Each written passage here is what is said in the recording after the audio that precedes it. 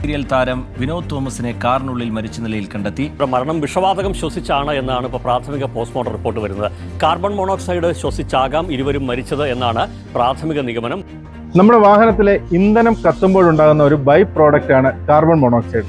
ഈ carbon monoxide catalytic converter എന്ന യൂണിറ്റിലെത്തി carbon ഡയോക്സൈഡായി എക്സോസ്റ്റിലൂടെ പുറത്തു പോവുകയാണ് സാധാരണയായി സംഭവിക്കാറുള്ളത്. ഇത്തരത്തിലുള്ള പല ന്യൂസുകൾ നമ്മൾ ഓൺലൈനിലും ഓഫ്ലൈനിലും കാണാറുണ്ടല്ലേ. ഒരു കാറ് ഓഫീസ് പോലെ കൊണ്ടുനടക്കുന്നവരാണ് നിങ്ങളെങ്കിൽ ഉറപ്പായിട്ടും ഈ റീല് മുഴുവനായിട്ട് കാണാം.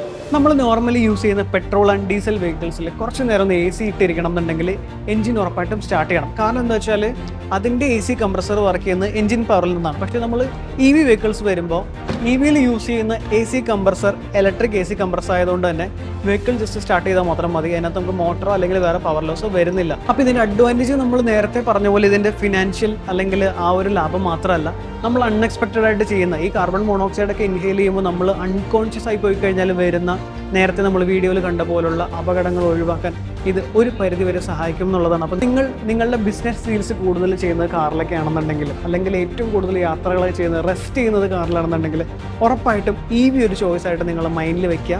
നിങ്ങളുടെ അഭിപ്രായങ്ങൾ താഴെ കമൻറ്റ് ചെയ്യുക. അടുത്ത റീലിൽ കാണാം.